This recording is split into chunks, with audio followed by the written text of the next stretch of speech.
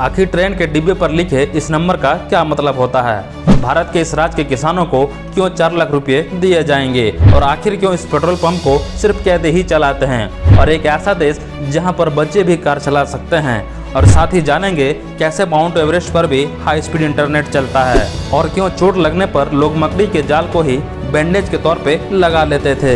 अगर ये फैक्ट आप नहीं जानते हैं तो आप फैक्ट एंडर के इस वीडियो को एंड तक जरूर देखें। अगर आप इसी तरह के इंटरेस्टिंग और नॉलेजेबल फैक्ट देखना पसंद करते हैं तो आप इस वीडियो को लाइक करके चैनल को सब्सक्राइब कर दें और साथ ही बेल आइकन को दबा दें।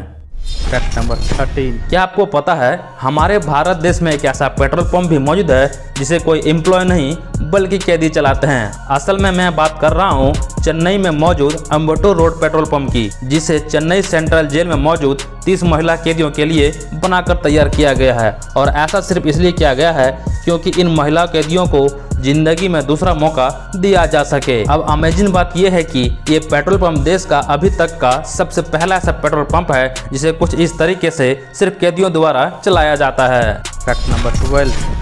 माउंट एवरेस्ट पर हाई स्पीड इंटरनेट चलता है। 2014 के बाद से माउंट एवरेस्ट के एकदम टॉप पर तो नहीं बल्कि उसके काफ़ी हाइट तक आपको काफ़ी फास्ट इंटरनेट देखने को मिलेगा। लेकिन एकदम टॉप पर थोड़ा बहुत ही इंटरनेट चलेगा क्योंकि नॉर्मल सी बात है कि उतनी ऊंचाई पर इंटरनेट पहुंचाना काफ़ी मुश्किल और महंगा भी होगा। Fact number 11। आपको जानकर हैरानी होगी कि फ्रांस में 14 इयर्स के बच्चे भी कार चला सकते हैं। लेकिन जाहिर सी बात है कि ये कोई नॉर्मल कार नहीं होती है बल्कि बच्चे के लिए VSP कार होती है जो कि काफ़ी ज़्यादा छोटी होती और इसकी स्पीड भी एक तरीके से सेट होती है और ये ज़्यादा स्पीड में चल भी नहीं सकती और इसी वजह से 14 साल के बच्चे इसे चला भी सकते हैं क्योंकि ये ओवरऑल ट्रांसपोर्ट के लिए बहुत अच्छी है। Fact number 10। क्या आपको पता है चाइना में रेड कार यानी लाल कार यूज करना पूरी तरीके से बैन है? और ये पूरे चाइना में नहीं बल्कि सिर्फ शंघाई में बैन है और यहाँ पर आपको एक भी रेड कार नहीं दिखेगी। लेकिन ऐसा मैं नहीं बोल रहा हूँ बल्कि ऐसा एक रूमर फैला था कि लाल कार वहाँ पर बैन है, लेकिन ऐसा वहाँ पर कुछ भी नहीं है। Fact number 9। Great wall of China को बनाते वक्त 4 लाख से भी ज़्यादा लोगों की जान चली गई थी और माना जाता है कि इंसानों को वॉल के अंदर ही दफना दिया गया था। यानी कि इस वॉल में जितने पत्थर और सीमेंट इस्तेमाल किया गया है उतना ही इस्तेमाल इंसानी कंकाल का भी किया गया है। हालांकि इसका पूरी तरीके से प्रूफ नहीं है लेकिन ऐसा माना जाता है क्योंकि इसे बहुत ही जल्दी बनाया गया था, इसलिए मरे हुए लोगों को दफनाने के लिए उनके पास वक्त नहीं था। Fact number 8। ये घोड़े का एक कमाल का फैक्ट है। अगर घोड़े एक ग्रुप में है तो बाकी जानवरों की तरह सब घोड़ा एक टाइम पर नहीं सोता बल्कि घोड़ा बारी बारी से बस कुछ घंटे के लिए ही नींद लेते हैं और जो घोड़े नहीं सोते हैं वो पहरेदारी करते हैं। और एक कमाल का फैक्ट है कि घोड़ा खड़े खड़े ही सो सकता है। Fact number 7। कुछ साल पहले तक रसिया के 1/3 लोगों को ऐसा लगता था कि आज भी जो सूर्य है वो पृथ्वी के चक्कर लगाता है। वैसे तो इस देश में लोग ज़्यादातर एजुकेटेड हैं लेकिन फिर भी कुछ वक्त पहले यहाँ के कई लोग बैकवर्ड क्लास में आते थे या फिर उम्र में ज़्यादा बड़े थे, जिसके वजह से ज़्यादा लोगों को ऐसा लगता था कि सूरज हमारे पृथ्वी के चक्कर लगाता है। Fact number 6। अगर हमें चोट लगती है तो हम बैंडेज लगाते हैं लेकिन पहले बैंडेज नहीं हुआ करती थी। उस टाइम लोग अपनी चोट पर बांधने के लिए मकड़ी के जाल का ही इस्तेमाल करते थे क्योंकि ये काफ़ी क्लीन होता है और ये बिल्कुल बैंडेज की तरह चोट पर चिपक जाता है और चोट को जल्दी ठीक भी कर देता है। Fact number 5। ये काफ़ी ज़्यादा फनी है। एक बार एक कार ड्राइवर ने कुत्ते को कार से टक्कर मार दिया था और फिर अपनी कार वहां पे पार्क करके चला गया। लेकिन जब वो वापस आया तो कार की हालत बहुत ही ज़्यादा खराब थी। फिर CCTV कैमरे में चेक करने पर पता चला कि उसके जाने के बाद वही कुत्ता अपने कुछ दोस्तों को वहां लेकर आया था और उसने उस कार की हालत खराब कर दी। उसने विंडशील वाइपर जैसे चीज़ों को चबाकर तोड़ दिया और कार के ऊपर टॉयलेट भी कर दिया, यहाँ तक कि कार में जगह जगह पर डेंट भी मार दिए थे। Fact number 4।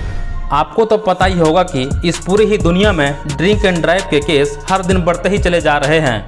लेकिन बात अगर इटली की जाए तो आगे आने वाले समय में ऐसा एक भी केस हमें इटली के अंदर देखने को नहीं मिलेगी क्योंकि इटली की गवर्नमेंट ने अभी हाल ही में ये ऐलान कर दिया है कि अगर आप किसी भी बार के अंदर बैठकर ज़्यादा अल्कोहल कंज्यूम कर लेते हैं तो बाहर से घर तक गवर्नमेंट की टैक्स ही पहुंचाएगी। और खास बात यह है कि आपसे एक भी रुपये चार्ज नहीं किया जाएगा, और ऐसा सिर्फ ड्रिंक एंड ड्राइव की वजह से होने वाले रोड एक्सीडेंट को कम करने के लिए किया जा रहा है। Fact number 3। नॉर्मली जब भी हम किसी रेस्टोरेंट में जाकर बैठते हैं तो हम बहुत बार वेटर को इशारा करके बुला लेते हैं, लेकिन वही बात अगर स्पेन की जाए तो आप ये जानकर दंग रह जाओगे। लेकिन अगर आप यही काम स्पेन में कर दिया तो देखते ही देखते आप कंगाल हो सकते हैं। असल में स्पेन में मौजूद ऑलमोस्ट सभी रेस्टोरेंट के रूल के अनुसार आप जितनी बार वेटर को कुछ भी काम के लिए बुलाते हैं तो आपको भारतीय रुपये के अनुसार लगभग उससे 1200 रुपया उसी चीज़ के लिए पे करना पड़ेगा। और ऐसा सिर्फ इसलिए क्योंकि स्पेन में इंटेंशनली लोग बहुत छोटे छोटे चीज़ों के लिए बार बार वेटर को अक्सर बुलाया करते थे, जिसके चलते इस चीज़ को स्पेन में ख़त्म करने के लिए अब वहाँ के रेस्टोरेंट इस अजीब से नियम को पारित कर दिया है। नेक्स्ट टाइम आप जब भी जाओगे तो ये गलती आप भूलकर भी मत करना। Fact number 2।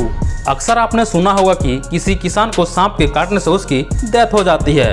और क्या आपको पता है उत्तर प्रदेश में ही हर साल 80 से 100 किसानों की देहांत खेती करते समय सांप के काटने से हो जाती है, जिसके चलते अक्सर यूथ खेती करने से वहां से दूरी बना रहे हैं। जिसके चलते अब उत्तर प्रदेश गवर्नमेंट ने ये बात पूरी तरीके से साफ कर दिया है कि अगर किसी भी इंसान की खेती करते समय सांप के काटने से मृत्यु हो जाती है तो उत्तर प्रदेश गवर्नमेंट उसके परिवार को 4 लाख रुपए मुआवजा के तौर पर देगी। जिसके चलते नो डाउट उस किसान की फैमिली को कम से कम कुछ हेल्प तो जरूर मिलेगी। Fact number 1। आखिर ट्रेन के डिब्बे पर लिखे इस नंबर का क्या मतलब होता है? हम सभी तो ट्रेन से कभी न कभी सफर तो करते हैं, लेकिन आपको ट्रेन से जुड़ी बहुत सी बात आपको पता नहीं होता है। जब भी आप ट्रेन से सफर करते हैं तो आपने नोटिस किया ही होगा कि ट्रेन के डब्बे के ऊपर एक नंबर लिखा हुआ होता है, जो कि 4, 5 या 6 डिजिट का भी होता है। तो सभी डिजिट का अलग अलग मतलब होता है। सबसे पहले जानते हैं कि नंबर के पहले 2 डिजिट का मतलब क्या होता है। तो शुरुआती के जो 2 डिजिट होते हैं वो ये बताता है कि ये कोच किस साल में बना है। जैसे कि इस ट्रेन का कोच नंबर 13328 है, तो ये जो 2 डिजिट हैं 1 और 3, तो इसका मतलब है कि ये कोच 2013 में बना है। और साथ ही अगर कोच पर 0236 लिखा हुआ है तो ये बताता है कि ये कोच 2002 में बना है। अब इसके 3 डिजिट की बात की जाए तो इसका मतलब होता है कि ये कोच किस टीयर का है, टीयर 1 का या टीयर 2 का या फिर सेकंड क्लास का। इसको जानने के लिए रेलवे के द्वारा एक नंबर जारी किया गया है, जैसे कि 0 से लेकर 700 के बीच का होता है। जैसे कि अगर 001 से लेकर 025 के बीच के नंबर को प्रथम श्रेणी यानी फर्स्ट क्लास होता है, और यही नंबर अगर 026 से 050 के बीच का है तो ये first AC plus second tier होता है। और अगर नंबर 051 से 100 के बीच का है तो ये सेकेंड टीयर का कोच होता है। 101 से 150 तक के बीच के नंबर को एसी थर्ड क्लास को कहा जाता है, और 151 से 200 तक के बीच के कोच को चेयर कार का कोच कहा जाता है। 201 से लेकर 400 के बीच को स्लीपर का कोच होता है, और अगर नंबर 401 से 600 तक के बीच जनरल सेकंड क्लास होता है, और वही अगर 601 से 700 तक के बीच का सीटिंग कोच होता है तो ये जनशताब्दी चेयर कार का होता है। जैसे कि इस कोच का नंबर 13328 है तो इसका मतलब ये है कि यह कोच 2013 में बना है और ये स्लीपर कोच है। अब आपके लिए एक सवाल ये है कि अगर ट्रेन का कोच नंबर 0236 है तो आपको बताना है कि ये कोच कब बना है और ये कोच किसके लिए बना है। तो आज के लिए बस इतना ही। अगर आपको वीडियो पसंद आया तो वीडियो को लाइक करें और शेयर ज़रूर करें। ऐसे ही इंटरेस्टिंग फैक्ट के लिए हमारे चैनल को सब्सक्राइब करें और साथ ही बेल आइकन को प्रेस करें ताकि आप ऐसे ही इंटरेस्टिंग फैक्ट की नोटिफिकेशन पा सको सबसे पहले।